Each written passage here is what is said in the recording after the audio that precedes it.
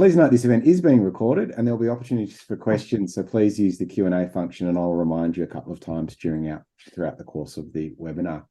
Let us begin today by recognising the tens of thousands of years of innovation that have been handed down through the generations from the original custodians in the various lands we meet on today. For me in Canberra, that's the Ngunnawal people. I'd like to begin by acknowledging traditional owners and custodians and pay my respects to elders past and present. Now it's my absolute pleasure to hand over to Ivonne from Audicon. Thank you, Ivonne. Thank you. Thank you, Simon. And good afternoon. Welcome everyone to our final webinar in our three-part webinar series. I can't believe it's already the last one. In our last two webinars, we looked at the business case for neurodiversity, a CIO and leadership perspective, and also the advantage of building a neurodiverse organization. Now, if you would like to go back and review these two sessions, simply head to the member portal on the AIIA website or have a look at the Audicon Australia YouTube page. You'll find those again there. Now, in this final webinar, we will explore how to empower neurodivergent talent to enrich your innovation strategy. But before we dive into today's discussion, let me start with a short overview of Audicon for those who don't know Audicon. Now, first opening our doors in Germany in 2011, Audicon is an award-winning social innovation company. We are an autistic majority business with 465 autistic employees, and we're located in 15 countries around the world.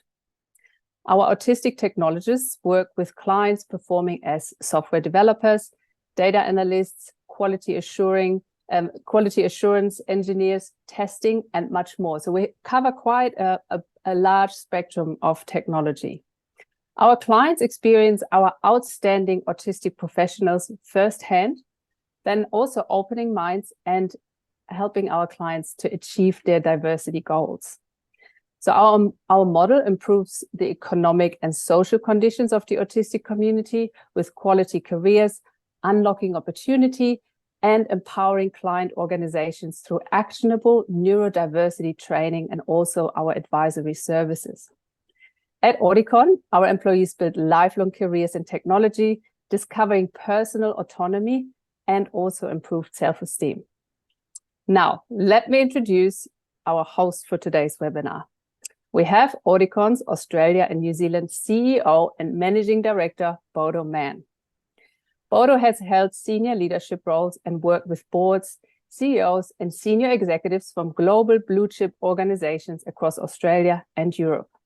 Bodo is passionate about building innovative social impact businesses which are purpose-driven and shine through neurodiversity. Bodo is really excited and proud to be part of the global Audicon family, whose primary purpose is to employ talented consultants on the autism spectrum, while also providing value-adding technology consulting services and cognitive strengths to blue-chip clients. So I will now hand over to you, Bodo. I believe we have some amazing guests in today's webinar. And in fact, I believe we have a truly an A-team lined up today. Thanks, Yvonne, much appreciated. And I couldn't agree more with you. So we were super excited to have an amazing group of professionals who will share their wisdoms and their insights. So it's truly fascinating. So let me maybe start with a quick round of introduction. So our first guest is Melanie Botha. Melanie is the head of training and certification at AWS or Amazon Web Services. Also, and so Melanie lives for the opportunity to enable people to see wider, further, and brighter. She's always managed to combine her love for travel and different cultures with a passion for work, having lived on 3 continents. Prior to Amazon, she managed an agile, cutting-edge data management and SAP-focused business within the Asia-Pacific and Japan region. Throughout her career, she's always been drawn towards learning and capacity building, from lecturing at universities, teaching and supporting within the Cognitive Edge and ScienceFind programs. She co-owned and developed the It's Me live studio for kids and young adults in Ethiopia, through to enablement of 100+ SMEs. So welcome, Melanie. It's great to have you. Much appreciated. Our next guest is one of Australia's most experienced cybersecurity and risk professionals, with a career spanning nearly 3 decades. I'm, of course, talking about Jacqui Kernot. welcome, who currently leads Accenture security business for Australia and New Zealand. Prior to taking on this role as head of one of the largest security and IT services business in Australia, she was a partner at EY working with financial services clients. Prior to this, she led Telstra's cybersecurity business and previously held various leadership roles in startups and larger technology companies such IBM or HP, both here in Australia and in the UK. Jacqui is a passionate supporter of inclusion and diversity and chair of Australia's largest, longest-running network for women in IT and telecommunication, also referred to as FIT with double T. She is a founding member of the Better Cybersecurity Coalition, a global organization committed to changing the way businesses approach cybersecurity challenges. Welcome, Jacqui. Great to have you. Our final guest on today's panel is Sharon Carroll. Sharon has over 15 years' experience working with cross-cultural engagement and inclusion at Australia Post. She has been leading the organization's strategic approach to improving access and inclusion of people with disabilities since 2017. Just as a reference, Australia Post delivers 2.7 billion items per annum to around 12.6 million delivery points. This is a pretty astonishing number or numbers. Australia Post has also a whole of business approach to inclusion, and that has seen significant change across the organization, resulting in Australia Post achieving top performer in the Australian Network of Disabilities Access and Inclusion Index 22 and 23. So it's a great achievement. Sharon is passionate about creating environments where everyone belongs and supporting the others to create meaningful change. Welcome, Sharon. So it's great to have you. Thank you so much for making the time, and I'm really looking forward to an engaging conversation. So there's one bit of housekeeping for today, and so no, don't worry, I don't have to point out the emergency exits or the bathrooms. But throughout the conversation, you have an option of asking questions, and there's a Q&A function at the bottom of your screen.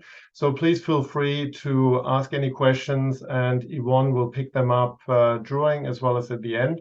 And we can basically just extend the conversation and address some of your questions. So having said that, maybe just let me touch base on a little bit of your background and specific experience. So Mel, if I could start with you. You speaking 4 languages and you facilitate retreats for neurodiverse teams and families. You're obviously someone who's highly focused on how people communicate and interact. So the question is, what are the key communication tools that people need to be aware of to effectively lead and inspire neurodiverse teams? Thank you, Bodo. I would definitely first start off, we always say in Amazon, lest you know better. So I just want to disclaim that I'm definitely not an expert on the topic, however, extremely passionate about the topic and about diversity in totality and inclusion. So on my personal front, I work with through my art therapy with, in particular, people that are on the spectrum, but not just focused on that. And then I also work inside AWS, where I manage the training business, encouraging my team, but also the broader teams within AWS, Amazon Web Services, to focus on how we have a more inclusive mindset when it comes to, in particular, working with diverse audiences. And the one thing in particular I want to mention, in particular myself, coming from a background where within the neurodiversity focus, I had a dad that was dyslexic to the point that he could not read at all. And I also had quite a few other family situations, so I've always been very much aware that helped me in my personal upbringing. However, what I've noticed is the biggest, most critical component is for people and leaders to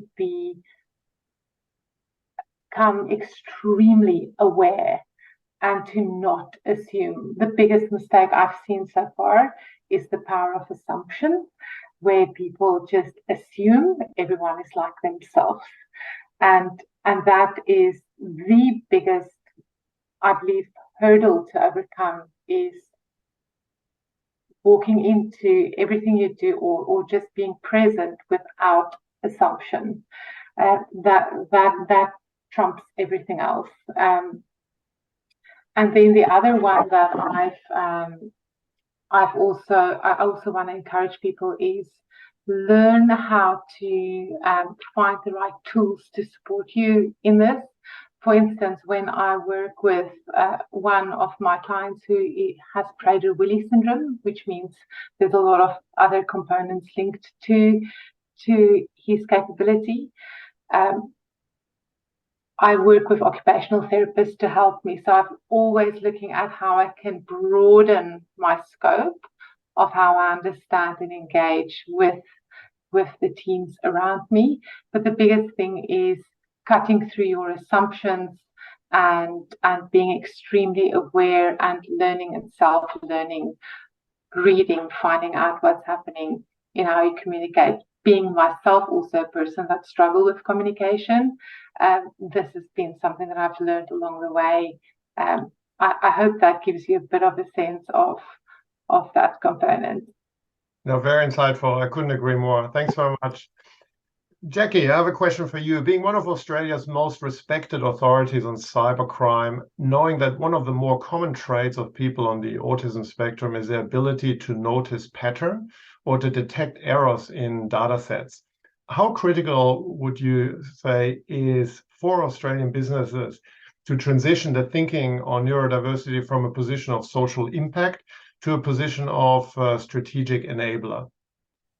So look, and, maybe not just for that reason. Obviously, cybersecurity, generally involves, the breadth of, all the technology work we do. And actually a lot of it is human interaction, right? And understanding how to get the best out of that. But, what really strikes me, and interestingly here at Accenture, we've just kind of opened the neurodiversity employee resource group, which exists elsewhere, but we hadn't had it in ANZ.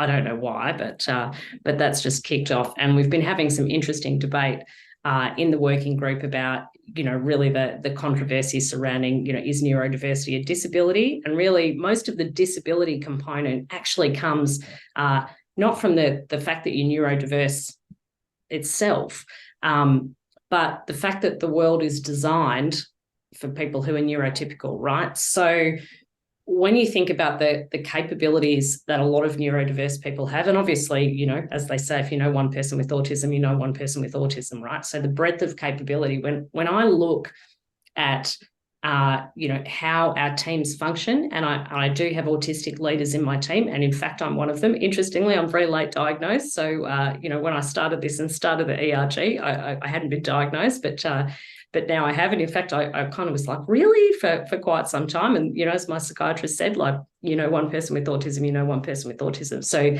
it's clear that you can have quite a successful career in cybersecurity and be autistic. But when I look at the leadership dynamics of the leaders in my team who are autistic, it's definitely true that they lead in a different way, but it can be far more impactful than some of the other ways that are led. And I think one of the things that's really important to understand is that if we can change the environment, we really turn it from, disability, because we've actually hampered people, to an enabler. And certainly when I look at, it'd be very interesting to measure in technology, just how much higher the neurodiversity is than the broader population. I really do think that systems thinking is something that, people who are neurodiverse do well, and certainly they're drawn to technology roles. So, it seems to be much more prevalent from the people that I work with, and certainly a lot of the people I know that are friends are also neurodiverse in some way, and they're all very successful people in technology. So look, I think if you are not building a working environment where you are making it very easy for neurodiverse people to be successful, you're missing out on something like 20 to 30% of the talent pool. And let me tell you, in cybersecurity, I can't afford to do that, right? So I'd really love to have the luxury of not being inclusive, but there is a massive war for talent. We are something like 3 million roles short for cybersecurity professionals globally, and in Australia that number is nearly 50,000 and growing year on year. So I can't afford to mess this up as a leader. And I'd suggest to the other technology leaders, if that's not something that you focused on, and you can just survive with missing out on 20 to 30% of the talent market, then good for you. I don't know many people in that circumstance. So, no, that's great. Thank you, Jacqui. Much appreciated, and thank you for sharing your personal diagnosis as well. Amazing perspective, and I couldn't agree more. In terms of those rare skills, could be placed in so many positive ways, like with companies across Australia and across the world, for that matter. Sharon, Australia Post is one of Australia's largest employer with nearly 65,000 employees. I had to look that up actually, and I had to double check. It was a pretty impressive number. I thought it was less. With the rise of online shopping, your business is truly a people and a technology business. So as a technologies business with a large local IT workforce, how do you get the right balance of diverse employees to deliver the best outcome? Yeah, I think, thanks, Bodo. I think for us, it's been initially a really strong focus on taking a good look at our recruitment practices, really taking a look end to end from the time we write up a job ad to when you get to that kind of any type of assessments or interviews. We chose to do that through a program called Disability Confident Recruiter, which is run by the Australian Network of Disability. And I think too, once you're getting people in that front door, and we've seen a significant increase of people identifying now that we have changed our recruitment process. But once you get them in the door, of course, they have to feel like they belong, that they're safe, that, their different perspectives are valued and they are seen as a strength. And, Jacqui, I loved some of the things you were saying then, because we have a highly visible and very active employee group called Accessibility Matters. And when we were establishing the group, and we keep checking in from time to time around, do we see neurodiverse employees as being part of this group, or do they want to have a separate group? And every time they come back, very loudly and say, no, we're part of one group. We're already considered other, so we don't want to be outside of this group as well. And much to your point, it is all about accessibility and inclusion. And so they very much wanted to be a part of that group. So that's what we're doing at Post. I think too, you never learn, you never know everything. So we are still learning ourselves, and there's ongoing and regular training and conversations throughout the organisation. You don't just celebrate a key date on the diversity calendar. It's about sharing successes and achievements, people who are prepared to share their stories, and doing that constantly. So it really does become part of your DNA that we value this difference. Right. Thank you so much. Much appreciated. So I would like to unpack, I can hear my own echo here, but so I would like to unpack today's topic with a series of questions, which I would like to open up to the panel. And so maybe let me start with one of them. On a daily basis, we're bombarded with businesses telling us how innovative they are or what they are doing to drive an innovation strategy. So all businesses are people business, as we all know, yet rarely do we see people consider the diversity of thought as a key contributor to innovation, and therefore the team selection with that as well. So the question to the panel would be, first, how do we get business to consider neurodiversity as part of an innovation strategy?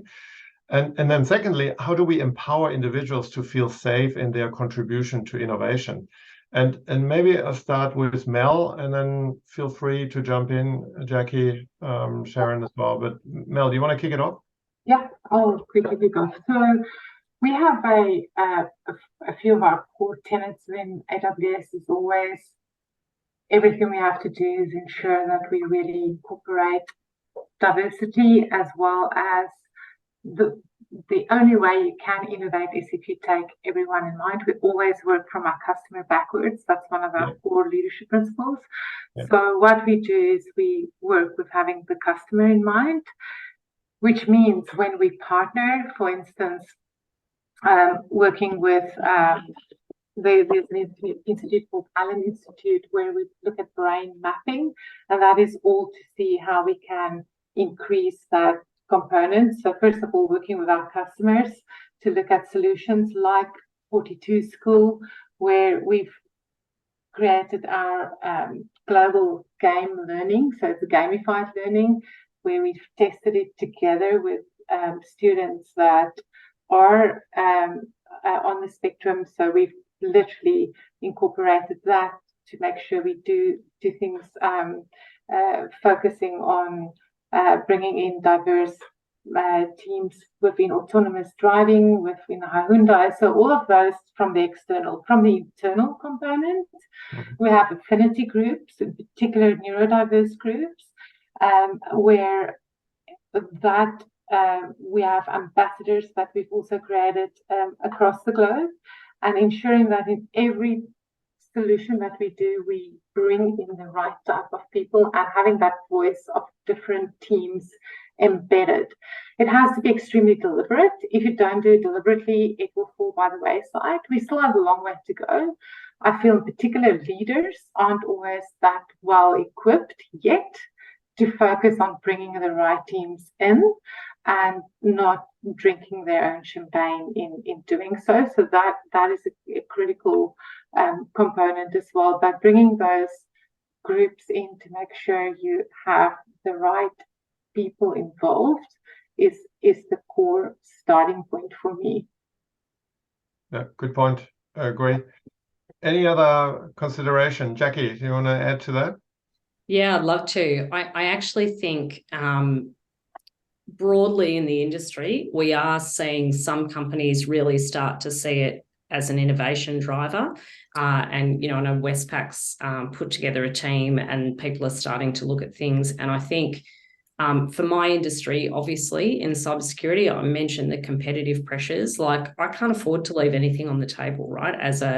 As a leader and as a business driver, Accenture has 800,000 people. So we are a people business. We're a very large professional services firm. And, the growth and the turnover of talent is intense. And if I'm really not making sure that I am advertising, Accenture and our cyber practice as a place that's inclusive and diverse for everybody to work and has opportunities. And if I'm not leading from the front in terms of making sure my leadership team has, like enough LGBT plus people, enough neurodiverse people, enough people of colour and who are linguistically diverse, enough women. I actually am a little bit light on for straight white men, but other than that, I'm doing okay. But maybe do need to balance that in the ranks there. But if I'm not bringing that role modelling to my team, if when I show up to things with my leadership team and where we have a presence, if I don't have a diverse team, I am missing the opportunity to bring talent to bear on the market. And frankly, certainly if I digress a little bit in the cybersecurity market, because it's a really good indicator, I think, broadly, it's easy to do well in good times, right? When you get a talent crunch and times get tough, you see people really doubling down on innovation. And, it does, I won't say it separates the men from the boys, but, it really does show you who's able to function and innovate in tough circumstances. And you would have seen in the papers, I'm sure everybody who's in the technology industry, a lot of people here, security companies are getting bought up right, left and centre. There's, the acquisition market is extremely tight. It's actually not that easy to get talent. There's not really much to acquire. We are up against a wall in terms of building capacity. So I need to pull every innovative strategy. And so I can't afford to show up with the wrong team mix. I can't afford to send the message that, I'm only interested in one particular type of person. I can't afford to be less inclusive because I will actually have my business fail. So I think once you start to kind of hit those competitive pressures, and I think that the broad optics in terms of the fiscal market globally and here particularly, plus the consternation in consulting generally, I don't need to go into that. Everybody can read the paper there. I don't really have the option to kind of do things the way I used to do them, right? Because I won't be successful as a business leader. So I think it's a really good time actually to see who's walking the walk and who's just talking about it. But, this is neurodiversity, and looking at that, as you know, Bodo, we've been discussing how we bring that and bring your capability of your company and how we bring that to us, how we have better strategies. I've got a meeting later with Audicon, which is, headed by Adam Goods, around, looking at Indigenous talent. I just like to say that I'm going to my next meetings with Adam Goods. Oh my God, I've got a bit of a crush on that. So I'm trying not to be fangirling about it, but that's it's a pretty cool diversity day, right? And it is a really important part of the work I do to get my business to go. So I just want to be clear on that. I'm not just having a day off, hardly doing any work. Talent and attracting it is the work that I do. It's the key part of the work. If I can't get the right people, I can't run my business. We are a professional services firm. And so I need to do all the things in a talent market that is as tight as this talent market is. So, as I said before, it's very nice if you're not subject to the level of competitive pressure that I am in the cybersecurity domain.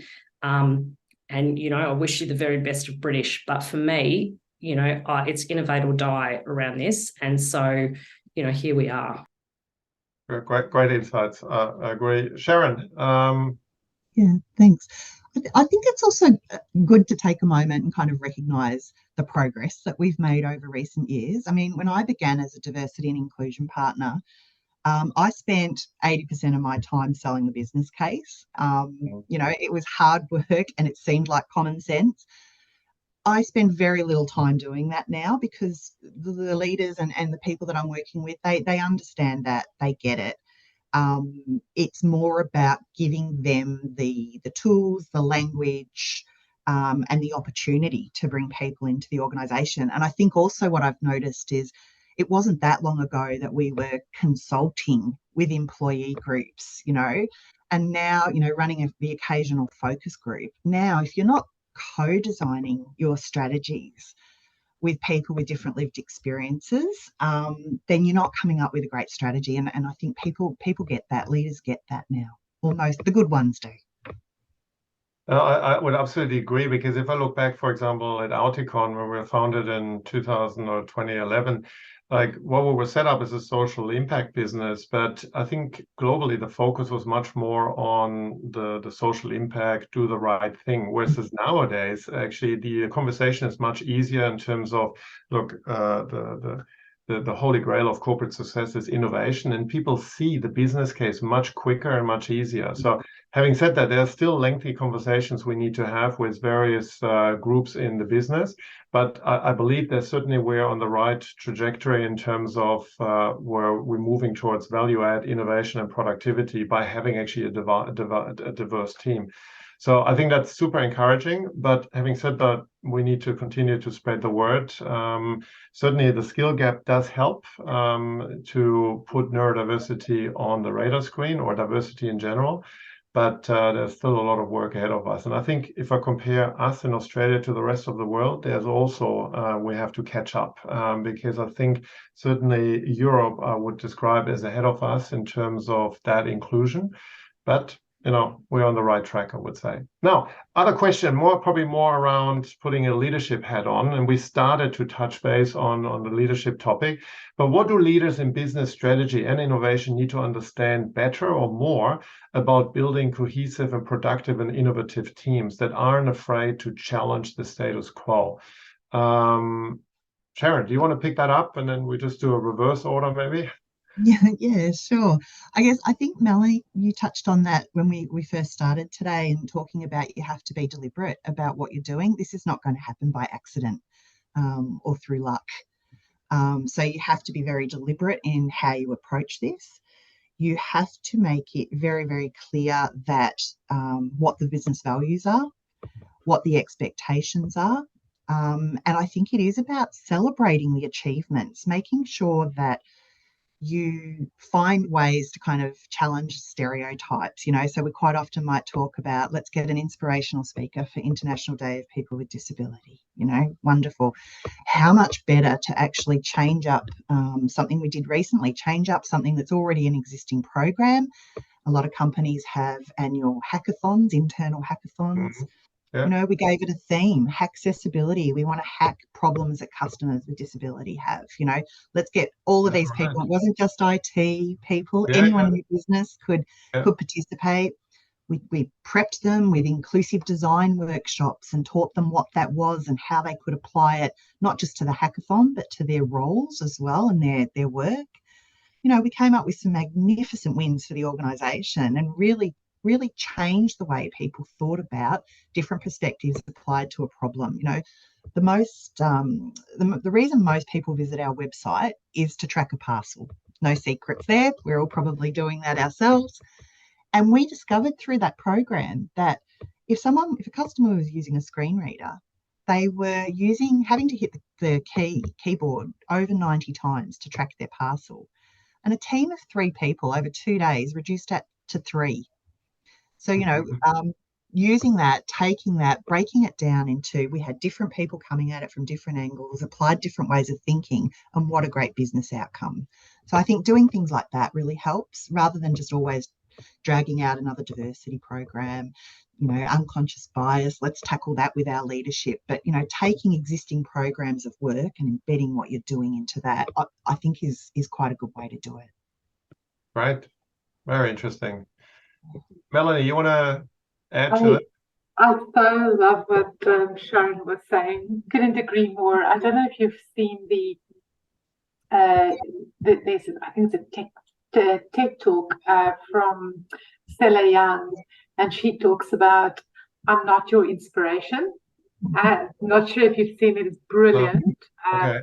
And because that's usually where people go to, thinking, oh, let's get someone that is disabled to come and inspire the teams. And that's the worst thing that can happen, right? And just doing it on those days. So it's just incredible to see how people's mindsets are aligned with that. But you touched on something else as well. Oh yes, with especially Australia Post. So Paul, one of the people that I work with, that's absolute genius in his own right. I've learned, and every week when I work with him, I'm so humbled because he teaches me so much.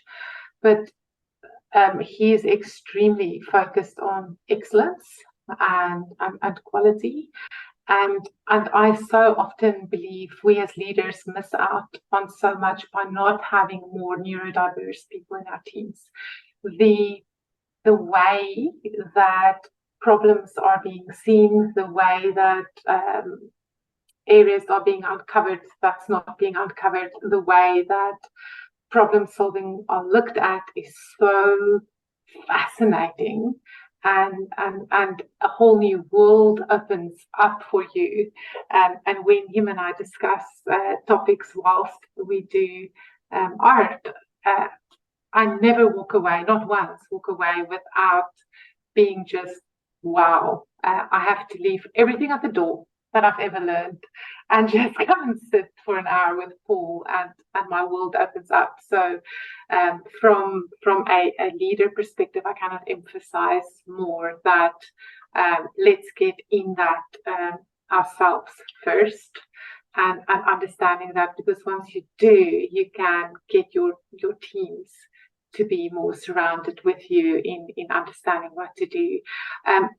My team of trainers, we train all our customers in AWS technology. Mm-hmm.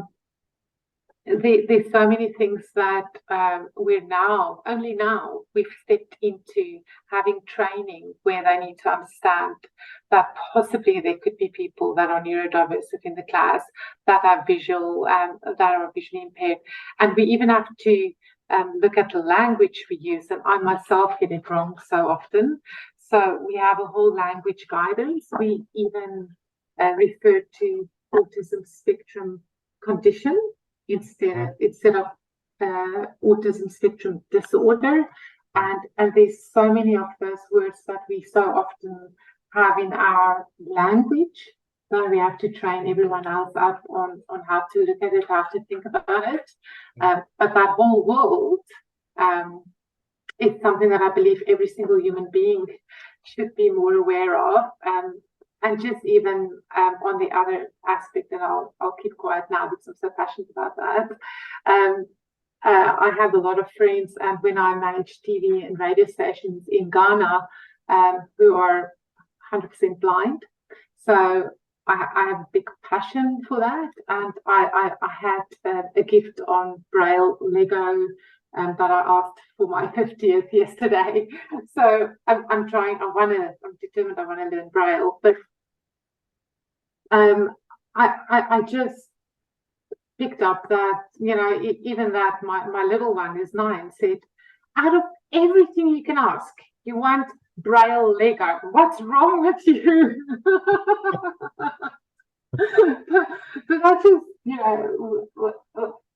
are missing out on so much by not opening up. And Bodo, the work that you and your team are doing is just incredible, because that brings it so much closer. Thank you. To the reality. No, it's much appreciated. Thanks very much. Jacqui, what do you think? I think those two women are really awesome, and I loved what they both said. And, yes, I think, Sharon made a really awesome and interesting point about, the basics of universal design, right? Now, if you think about 90 clicks to track your parcel, like whether you're autistic or not, like that's annoying. 3 clicks is a lot better. That's just better customer experience management. Yeah. Look, I think in terms of where Melanie was going with all of the, spectrum of kind of disability inclusion and looking at how we do things differently to make them easier for everybody, the reality is that simplifying things, and especially in technology, we're actually pretty bad at making things incomprehensible. And, as an industry, that's almost how we've made the mark on it. With this generation is coming up as digital natives, and who, like, and I'm maybe pretty old, but Melanie, I'm reassured by the birthday you were getting your Lego for, so yay, I'm joining you there. But who used to have to go to IT to get their laptop fixed because you couldn't really do anything to it, right? So we really had this, and cyber was even worse. It's this kind of black box. You've got to ask IT security if they're going to do something for you, and they usually say no. Like, we really, no, you can't do that. No, we're shutting that off. No, we're blocking that port. If you look at how we're kind of where we've come from, which is just, Department of No, and not letting people feel like they can immerse themselves in our technology that we build and utilize it, and where we are going, where technology, like, say we like about the metaverse, and we kind of have been calling it the MEH-verse, but because it kind of, fell off the cliff.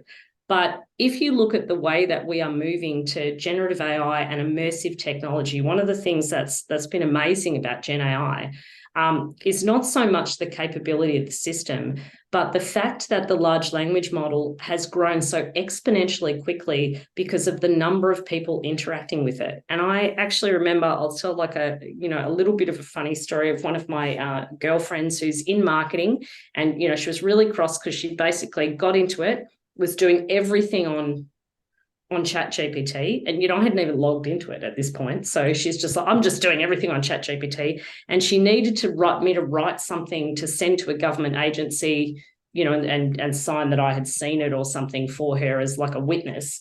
And I said, I just changed a few things. You draft it, I'll sign it and send it back. I said, look, I just changed a few things, if that's okay. Hopefully you don't mind. Worried about criticizing her, and she said, I don't care, babe. ChatGPT did it. I didn't write that. So she literally is running her whole life on ChatGPT, right? And the level of interaction we are now having with technology from the general public is the thing that is driving that LLM to 175 billion entries in 5 months, right? It's not that we created great technology, although OpenAI has done an amazing job. It's the fact that we are immersive and integrated into it, and it is becoming mainstream. So if we don't find ways to do better universal design, if we don't build better guardrails and make sure everyone can join, we're not creating a future as technologists that everybody can be in, and that therefore will be inclusive and, you know, drive the world, right? And we actually can't afford to do that. So, you know, I think it's really important that we use that lens as we design and think about technology. And so when our leaders, you know, can't seem to get that right, it feels like it should be a bit of remedial coaching, right? Because it's kind of not optional, you know. And I think, like most things, and, you know, we used to say this, Sharon, you know, you'd have the scars from all the gender diversity and kind of focus, and, you know, oh, it's because women don't apply, and, you know, blah, let's do programs and give women more confidence because they should have the confidence of straight white men, because that's been their total lived experience, and they should just be able to fake it now because, you know, they turned 28 and we need them to be promoted, right? Whatever the story used to be, right? And these was ridiculous stories, but that's the short form. We don't need to fix the women. They're just acting like women in the system that we've created. And we don't need to fix the neurodiverse people. What we need is to equip leaders to understand how to do better inclusion as a universal design principle, to make sure they can function as our world goes beyond where we dreamed it would go in our lifetime, right?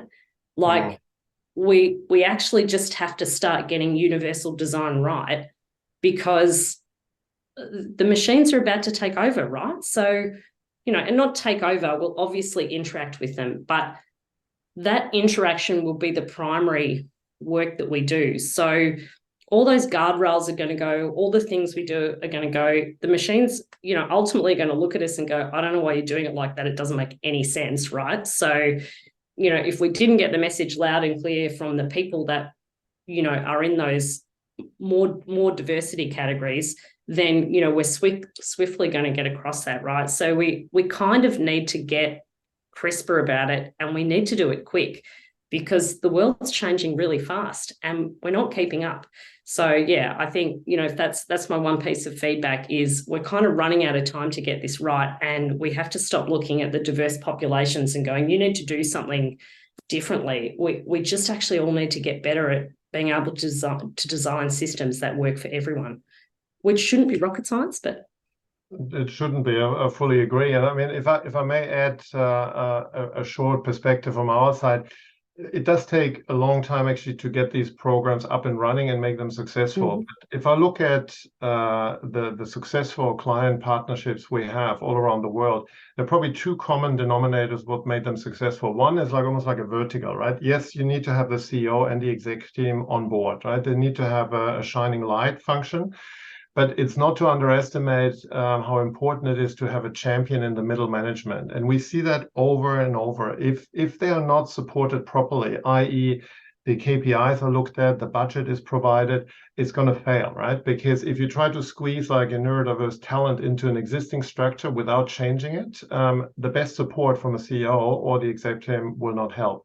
The other dimension is more a horizontal one, where IT and HR need to be on the same page. Like, both need to be supportive, because there's nothing worse if HR is excited about that and they shovel basically an idea into the tech team and they're just drowning because of their classic KPI. So again, both of them are critical in order to make it successful. And that's, for me, the lessons learned out of what a successful leadership template would look like for any company who can make a success and unpack that innovation power, which is undoubtedly there, right?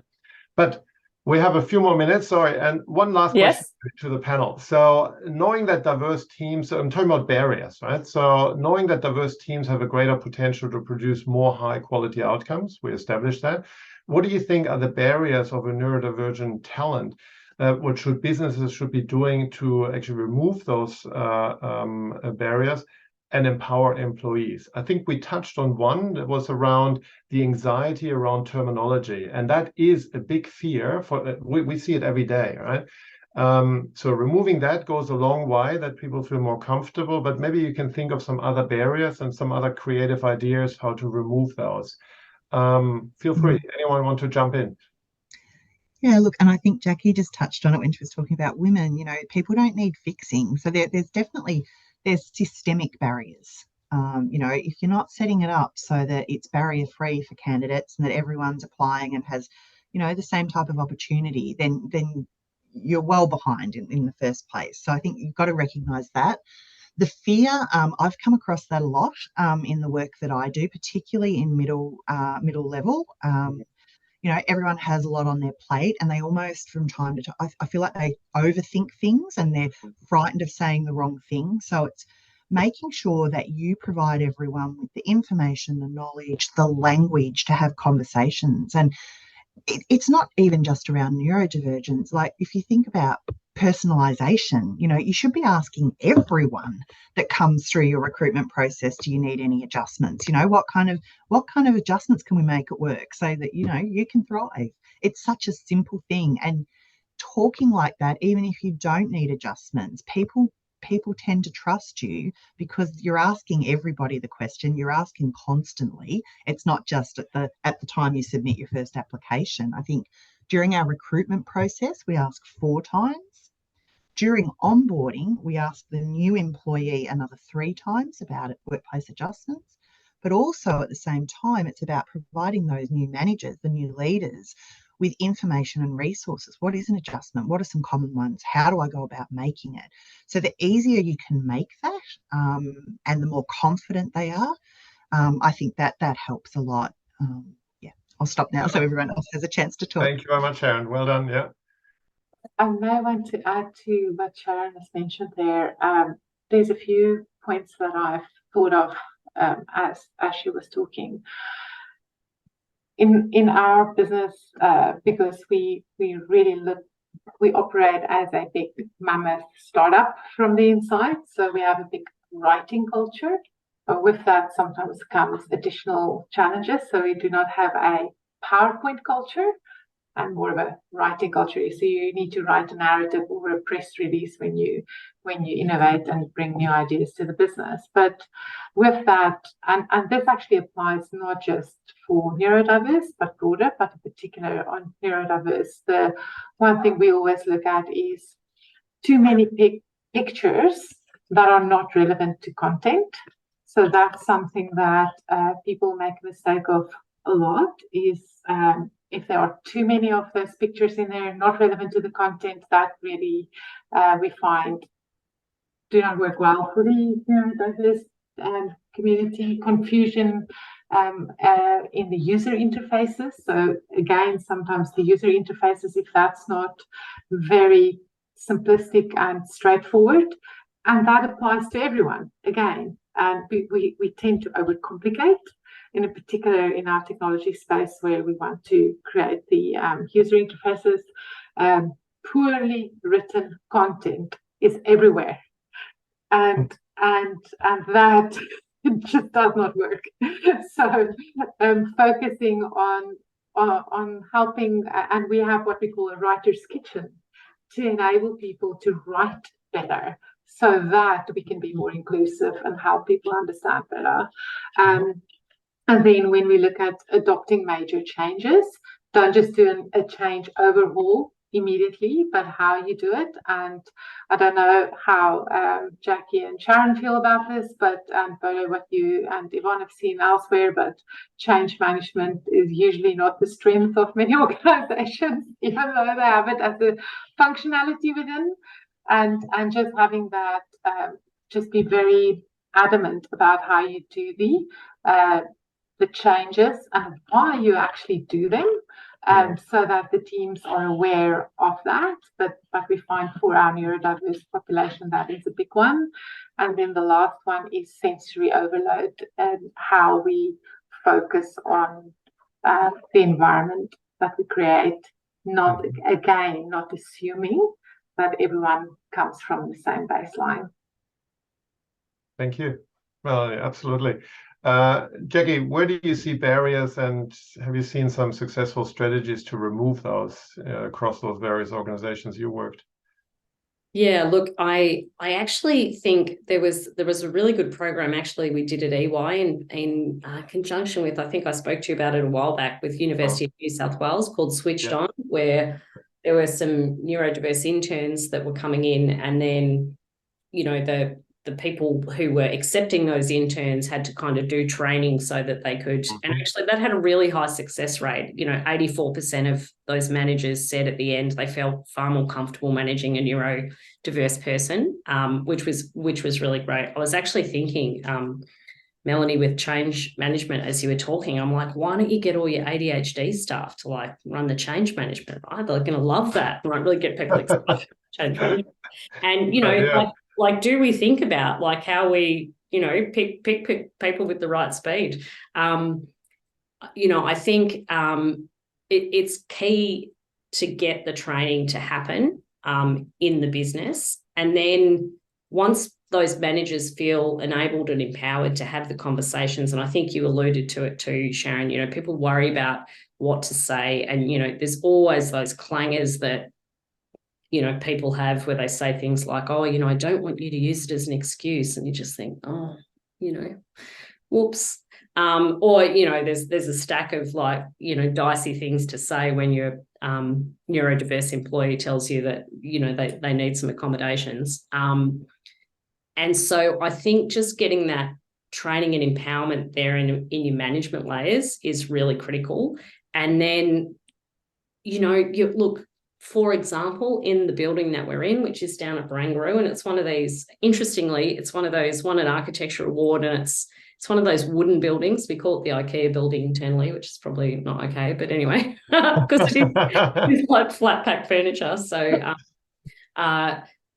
but, you know, the lights are all kind of fixed, right? So we are going to move buildings, but we can't create a part of the building where we make the lighting a little bit less intense, right? Which is actually pretty annoying. Like, it's a modern building that's been designed and got won architecture awards, like, but it's not universally designed so that we can flex to support staff in that case, right? So look, we're going to get a new building, but that's kind of it's a big problem, right? You know, having to go and lease a new building to sort that out. We've got to wait till this lease finishes.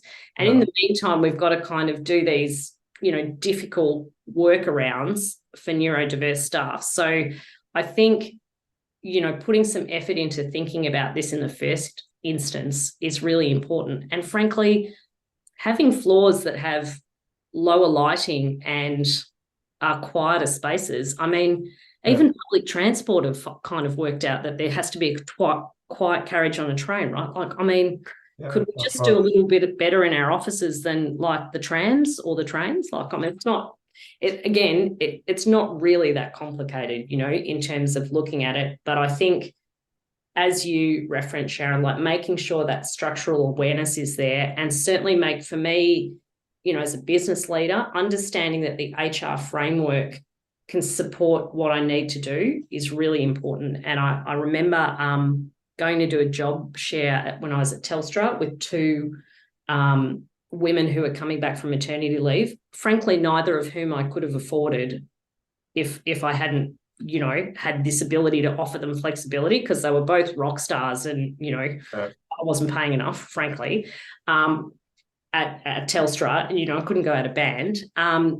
But Telstra's policy was all roles flex, right? So I went back to the business and everyone went, oh, we haven't really done this with a sales role. There's all this thing. But, you know, I went to HR and they said, all roles flex, let's make something work, right? And just having that empowerment from the business, that's our stated policy. That's the value we have. So you as a leader know the policy will work for you, and you might just have to get some coaching on it. That's really helpful. So for me, in the kind of the business side of it, rather than the, you know, talent side of the organization, knowing that if I want to do something, I understand that the company's values support me doing that, that I will be enabled and empowered, and that the HR policy that flows from that will get what I need to get done, right? So I might not know how to work it out, but I feel empowered and enabled to go, HR, I know this is our value and policy, that we're inclusive and universal design. So how will I do this? Can somebody help me? in the business. How can we make it happen? Exactly right. Exactly. Is very different to feeling like as a business leader, you'd like to do the right thing, but it's just going to be this absolute punish to go back to the team and try and find a way to make it work, right? No, absolutely. This is a wonderful, conversation. I think I would love to continue. Actually, I'm just conscious of the time. We probably don't have time to have a question from the audience, or do we have a quick one? We can do one. I think we can do one question, and that's yes, that's for Jacqui. Jacqui, are you still with us?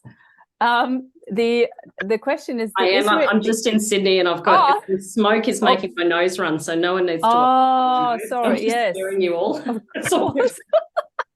So the question is, the Israel army is actively recruiting autistic people in their defense forces to work mainly in cybersecurity functions. Would companies like Optus and Medibank be better off if they had explored having autistic employees in their cybersecurity teams in the first place? Well, it's really funny. Obviously going to get a biased opinion from an autistic cybersecurity person, but yes, I think so. But it's actually really interesting when I look at cybersecurity teams and a lot of the people in the industry, whether, the number of, especially women, because it's so lowly diagnosed, and obviously, Israel is very inclusive in, having male and female equally. The number of people where I've sort of been like, mate, do you reckon you should have a look at a diagnosis? And, a year later they come up and go, oh my God, you're right. It's actually quite funny how many people actually work in our business already in our profession who are there. Yeah. I think, cybersecurity it's one of those things that it's kind of hard to say because I'm on the inside of the discovery, but certainly in terms of, as I moved into technology, and I had a background in intelligence in the military, so, it was kind of aligned to go to cyber. So, was that the reason or the vector, or, what was the other one? But certainly for cyber, really our business is about being able to visualize the entire spectrum and how all the technology stack looks and working out where the gaps and entry points are and blocking them, that kind of think like a hacker mentality. And I note that that's the mentality and engagement that I bring to everything. So I quite often look at things and think, oh, that's annoying. How can I get around that? And, maybe that's because I'm in cybersecurity. Yep. Maybe that's because my brain works that way, right? It's really difficult to work out, which came first, the chicken or the egg, right? I've been in cyber for a very long time now. But certainly I think those skills are really key to cybersecurity professionals. And so if that's the way your brain works, it probably is a marked advantage. And I can totally see why, the Israeli Defense Force and other groups, within technology, banks, etc., are starting to look at, how do we leverage this autistic population that is really quite underemployed in our country, particularly. And Bodo, you mentioned it's, we maybe aren't as on the front foot in our country as with many other diversity aspects. I was at CW the other day and that wasn't a good story either. But, I look at, how we should be shifting to make sure we can set up for the future as a country. And certainly to me, that's a really obvious thing, is to take that underemployment layer with a skill set that's particularly suited, whether they are better than other people or not, but certainly there's some suitability there, and align that to a gap we have in our country in the market. That just seems like really sensible. Absolutely. Yeah, fantastic. Thank you so much. I think Simon is getting nervous here. We're reaching the 1 o'clock. But maybe final word. Thanks to everyone, panel. It was amazing. Thank you to the audience as well. Yvonne, back to you, and then back to Simon. No, it has been really insightful, and I think we could have gone on for another hour or two. It's fantastic conversations. Thank you so much. It's really about thank you, Melanie, leaders to become aware and not to assume. Also, that we have to create a world, the environment, so we enable everyone to thrive, and that's really about talk to us if you want to enable neurodiverse talent bring them into your business. Talk to us because we can help you make that happen and to make the neurodiverse talent thrive. So thank you so much. If you want to learn more about Audicon, check us out on our website and be in touch. Thank you. Simon, did you want to finish up? Thank you. Thanks, Audicon. Thanks to our Okay. panelists. I know we're over time, so I'll be very Yes. brief. The webinar will be available shortly in those two places mentioned at the top of the webinar. Certainly, I learn a lot. Just in terms of Red Spice, which is that wonderful acronym, which is the Australian Signals Directorate and ACSD. They are looking, I think it's over 600 cyber professionals, and they're really tapping into the neurodiverse and people on the spectrum as absolutely rich sources of talent. And they've identified that in their recruitment. So it's really exciting. And thank you for all. I learned a lot and really appreciate your time. Thank you. Thank you all. Bye. Thank you. Bye-bye. Thanks, everyone.